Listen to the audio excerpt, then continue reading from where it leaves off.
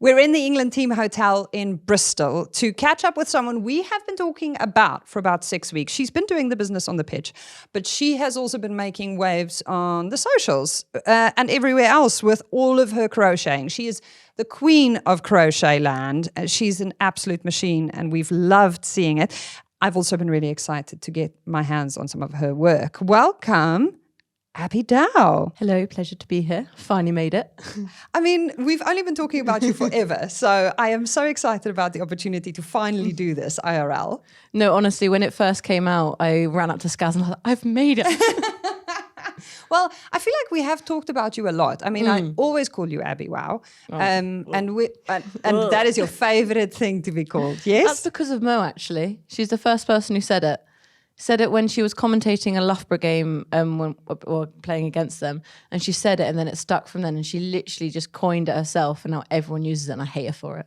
Oh, well, it's a pleasure. Scazzy's name is in the podcast, so I mean, yeah, on true. the list It could of be worse. We could have called this the good, the wow, and the rugby today. Would you like that? Maybe like a wow. Wow. Wow. Oh, well, something that's made me go, wow, is the fact that you have been crocheting me a scrunchie. So I brought a few. So we can now finally do the big scrunchie exchange.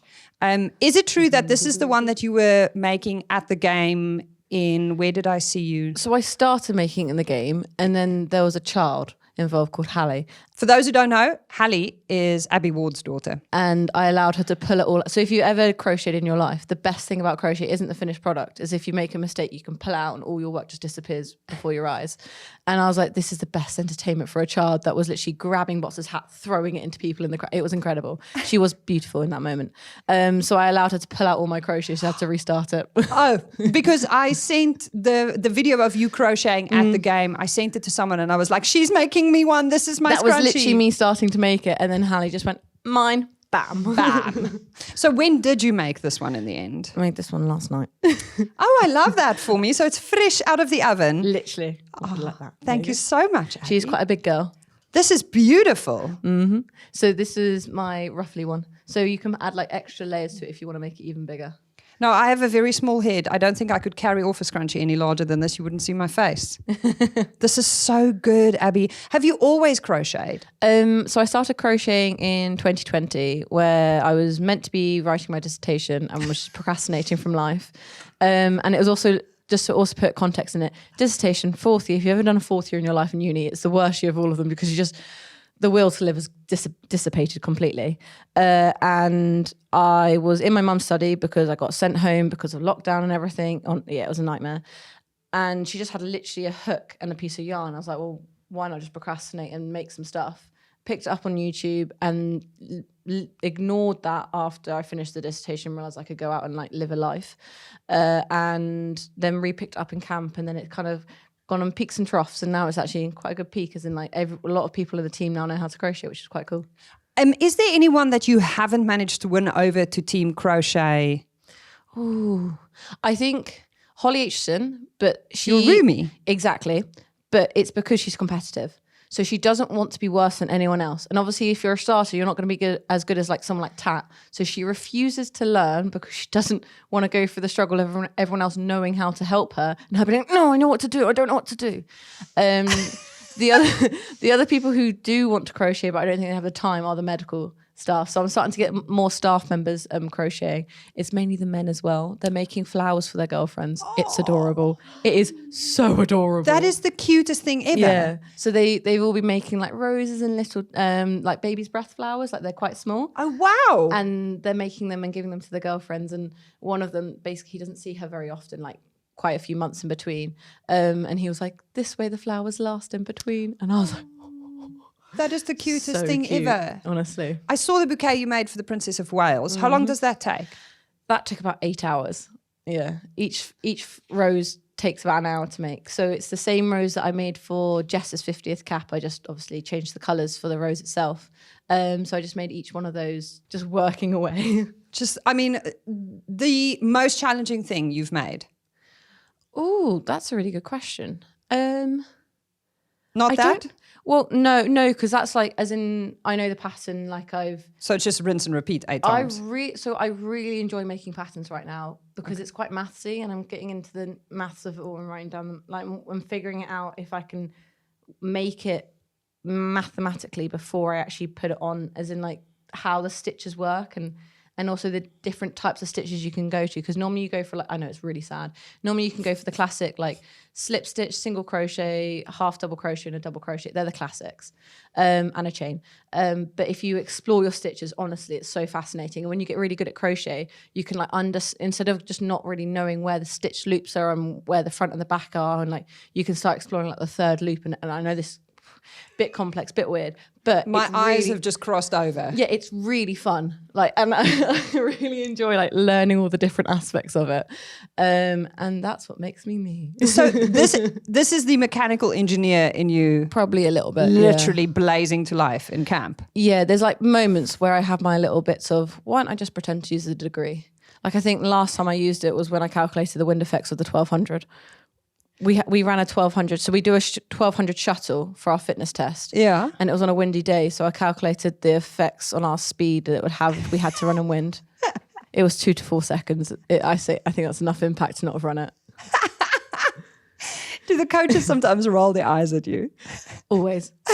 Always. Especially like S&Cs and all of that lot, because I'll challenge them, the science. Definitely intentionally, but fun. But not in a cynical, negative way, in a let's delve into this, let's nerd out hard. Nerd out hard while trying to be as annoying as possible is probably my way. Like, I'm a third child. I'm very good at being annoying. Yeah. I think it must be so fun to coach you, because the challenge is literally non-stop. You're constantly going, how does that work? How does that work? I mean, she does have a master's in mechanical engineering. You got it with honours as well. Yeah, first class from Imperial. First class from the Imperial College. It's big job. Why do you play rugby? Because you could you could change the world. You could be fixing many things, or you could be crocheting your way through a Rugby World Cup. But the maths of crochet is crucial. No, sounds pivotal. Stimulating. Really deeply stimulating. Why are you playing rugby? What did we do to deserve you? The amount of times where Mum goes, so when are you getting a real job? And I'm like, not yet.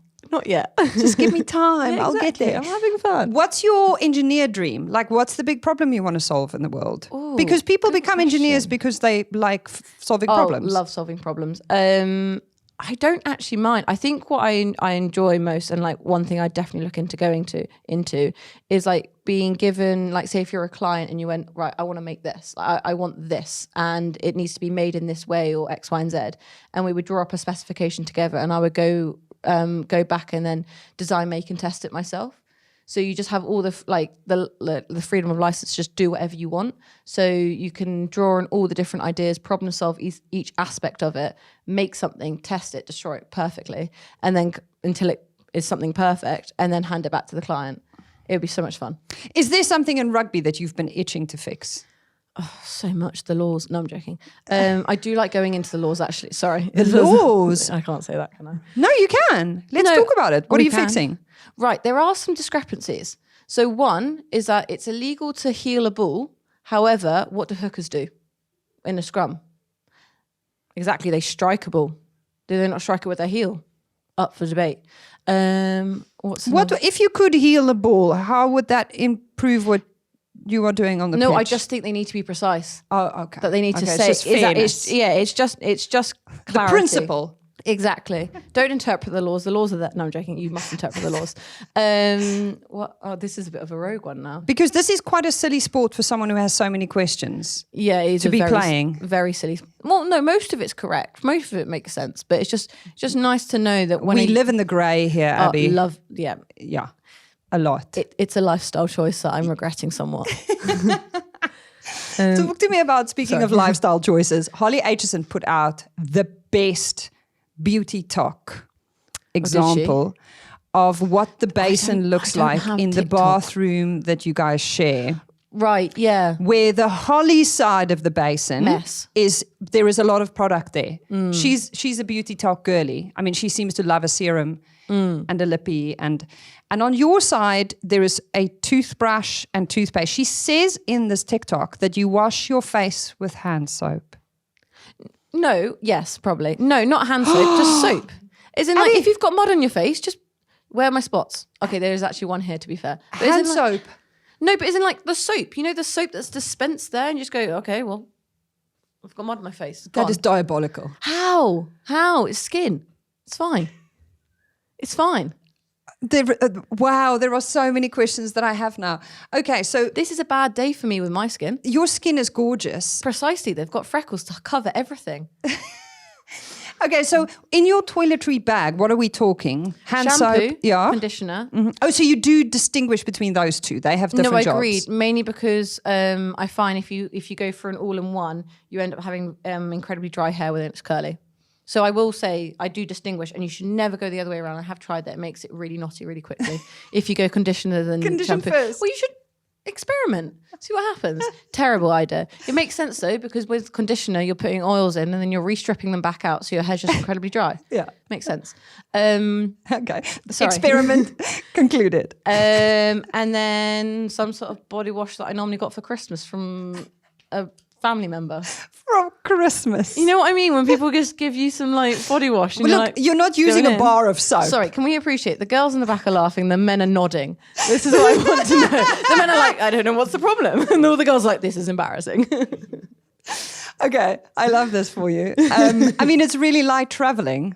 It does solve many problems. No, it doesn't for me. Oh. It doesn't, because Holly is a problem in my life.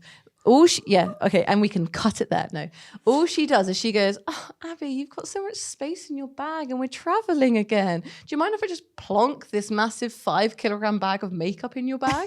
So I have to carry her makeup around most airports because it doesn't fit in her bag, because she sat on it and try to like wedge it down and tie it up. And then she's like, but you're only 10 kilograms and it's 23. And she just shove it all in my bag. And I'm like, right, fine. I actually pack even less. I challenge myself. How little can I pack? Just to A, stress her out, and B, prove a point. And it works. But it doesn't work because I also end up carrying her makeup around. I was going to say, Yeah. the instant side effect of this is that you become the friend that carries the load. True. I have another good point though for me. In the morning, I wake up 15 minutes later. I stay in bed very smugly because she has to put her makeup on. I go like this. I go, oh, I'm awake. I have only once. Now, we've been doing the show for how much? 5-6 years? Scazzy has let me do her makeup once. Has Holly ever managed to convince you to let her do a facial or a treatment or a little bit of, you know? Do you want to know something actually quite sad for her? Is that she was going to do it on me tonight. We basically have a thing that if she's feeling really sad, she's allowed to do my makeup or she's allowed to dress me up because it makes her happy. But the issue, and obviously with her ankle, she wasn't very happy recently.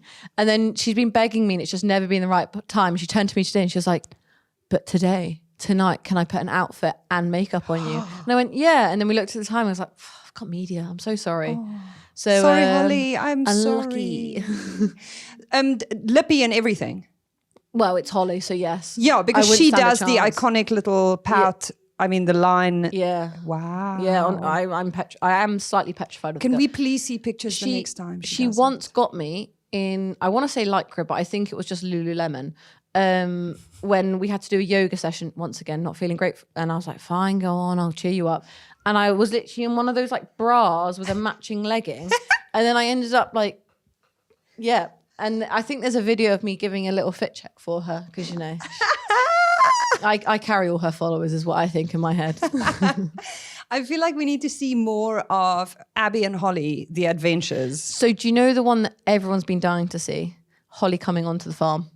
Yes. Yes. Everyone wants Because to see you that. have cows. Well, yeah. So my partner has a whole dairy farm of lots of cows and lots of mud. Do you work in the dairy? No, I don't work in it at all.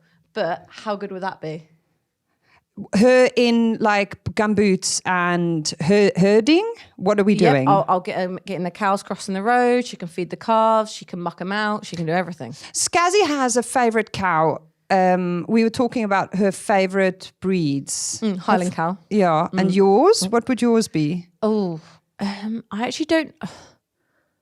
You guys have Herefords? Yes, there's a one, I can't remember what it's meant to be. It's the one that looks like an Oreo, where it's basically... The black and white one, Frisian. No, not Frisian, because it's literally an Oreo. It's a meat cow. I know which, but that's a European breed. It begins with a B. Yeah, I know. Yeah. We don't have them in Africa, but no, which is why I know about one them. thing that I do want that's African? Galloway. Yes, belted Galloway. A belted Galloway. Apparently, though, they're not great on TB test. Mainly because we were doing TB testing last week. Well, yeah, literally, by the way, can we talk about this? I come home and I have to help with the TB testing as soon as I come home for one day. Yeah. My partner didn't want, knew very wisely that a 5:30 alarm is not a good alarm for me. No. So I was allowed to come out at like 9 o'clock. The healthy time for me and everyone else because I'll be in a grump. And I had to help with the TB testing. Wow. Yeah, exactly. But apparently belted Galloways are nightmares in a TB test. Absolute nightmares. Fun fact. Yeah, that is a fun fact. All the things. What other fun? Would you like another fun fact? Or 2 more questions I have for you. Sorry. Are you planning a celebration for your 50th try? You're on 49 at the moment. I don't celebrate, do I? No. I normally look knackered, and that is because I'm honestly knackered. Yeah, I get that. I've seen you run. It's fast. It's knackering is what it is. Yes. I just kind of collapse on a line and then hope someone drags me up. And then actually, I do celebrate for everyone else because I let them hug me. There you go. I'm not a hugger. You let them hug you. So everyone knows I'm not a hugger, really. Yeah. As in, I'll hug you because, yay. But I enjoy... I'm sorry, I just went in for the hug. No. So absolutely fine. As in, I find it awkward when it's like, well, do I hug you? So if you start the hug, that's fine. But you know when you're just like, oh, what do you want from me? So everyone knows to pull out a handshake for me, which is normally... But I let everyone hug me on a game. Wow. Yeah. And everyone goes... So if you watch the video of me handing Jess the rose, you'll see her ask, can I hug you? Yeah. Oh. How cute is that from Jess? Did the Princess of Wales hug you? No, I shot that hand out straight away. It's like there. I was like, I do not want to snap you in a hug. Here you go. Sorry. You're not even that strong. No, I'm not, but I can't afford that. No, don't need that. I can't afford that. No, England rugby does not need that. To be fair, in my head, I was like, do I curtsy? Do I not? I don't know what I do. Did you? No. I No. just went, hi. Hi. And literally shoved the roses in him. Like, oh, man. Can you even see me lean away? I'm like, Okay, final question. You are part of the back three. Mm-hmm. Now, if you are new to rugby land, this means that Abby has to catch the high ball. She also has the ball passed in her direction often. And then she is either the person who has to hoof it off somewhere, carry it somewhere. But you do a lot of catching. yeah, we do a decent amount of catching. Okay. So the question is, what is the biggest animal you can catch? Like if I was holding it here and I threw it at you, what is it that you think Define you could catch, though, because if I was in the water, I could catch a blue whale. This is such an Abby Dow answer. That's fair, though? Okay, Isn't so I you could are on technically land. catch it. You are on land, on firm ground, and I am a strong being who How can... high am I throwing? Are you throwing it? Let's do 2. Are we doing if it is a weight high or are we ball, doing size? if it's a high ball and it's coming at you, what's the Yeah. biggest animal? Well, I'd go for some sort of bird. And it depends what big is. Are you talking about weight or are you talking about size? Because you look at wingspan, that's quite big. Could you But the weight is- catch an ostrich? No. No, but I'm thinking birds that would potentially use their wings for flying and gliding. And then they fold it in and they just Yeah. drop into... Spiral. Okay. This is a great question. Spiral bird. I would assume something of a large dog. But Okay. it depends. Like if it's 10 meters up in the air, Yeah. I'm just thinking in a terrible situation, if your dog is at the top of a building and it jumps, Or a balcony. Yeah. or a balcony, that would help a lot. Well, not help the dog. You would back yourself to catch it, wouldn't you? What would you catch then? In that case, like The German body? Shepherd, Oh, sorry, I went the No, body, not no. the ear. preferably not the tail. Yeah. Yeah, I think you could go like as big as a Great Dane, I would say. They're just limbs, aren't they? You just need to get under it. There's a lot of scaffolding there. They have big bones. Yeah, just make sure they like go for a good old dive like that. And you catch them on their tummy. Yeah, exactly, a tummy catch. Okay. And I can if imagine a small dog would be worse because you're just like moving in the air as it falls. Jack Russell would just be chaotic and It would twirling. be biting you on the way, like going for you. A Maine Coon cat. Oh yeah, but there's so much fluff in the way. You'll think you're on the cat, and then the cat. Well, And I guess the fall would be you could use the fur as an impacting point, like Yeah. an impacting point. I don't know what I'm trying to say. Well, as cushioning. A crumple zone. Yes. Oh, crumple Yeah, a zone. crumple zone. That's a technical way of Yeah. describing it. Does your cat have a lot of crumple zone? Let us know in the comments. So I'm also Great thinking Dane. a cat as well would intentionally flip to its feet. Yes. You'd rather have a back to catch, I would assume. So dogs are So preferable. dog would be preferable just because they wouldn't be very good at fooling. Where I think cats are better foolers. I do think like if it was running, what's the land animal that you think you could catch? Well, like like if tackle in it. a pen, like because I think people underestimate sheep. They're actually really strong. No, and calves as well. I've had calves charge at me. And they are actually nightmares. The average calf weight is about 38 to 40 kilograms when they're first born in a dairy farm, I'm pretty sure. So, and I've had ones actually going back to TB testing, where you move the mothers out and then you've just got these calves in a big barn. And they just, especially if they're young boys, they back themselves and they just charge at you. So I've properly rugby tackled calves before and it was actually quite a hard catch because they're ready for it. And I was like, you are literally under 24 hours young and you're ready to just charge me down. Like pick your fighter. So no, I wouldn't. I actually think sheep would be pretty terrible as well. Yeah. Goats would be fun to catch. Bouncy goat. Fun in a terrible way. Fun in the most diabolical way. Yeah. Because they will probably embarrass you. Yeah, no question. I really do want goats recently though, actually. That's mine. And an African breed as well. They're called a bull goat. Oh, wow. Yeah. Sorry, this is a bit of Can't wait to go visit the farm. Well, I just really want... The issue is actually they are considered a livestock, rightly so. And you have to have a moving on and off license. So you would have to shut down the farm for 6 days if we bought some. Okay, so there's a lot of caveats to this. We're going to really take a bit of time to set this up. I like to go into the laws of things, don't I? But she's a real stickler for the detail. Abby, wow, thank you so much for joining us. I'm very sorry for this interview. I'm so sorry. Thank you for my scrunchie. I am so excited. Even though I'm terrible, am I allowed back? Please stop by whenever you can. We can't wait to have more of you on the show. Good luck with Scotland. Thank you very much for this as well. Okay. It's not nearly as fluffy as this one, but I mean, now you have options. Okay. Well, I mean, she's helping herself. Thank you so much for joining us. Thank you very much. Pleasure to be here.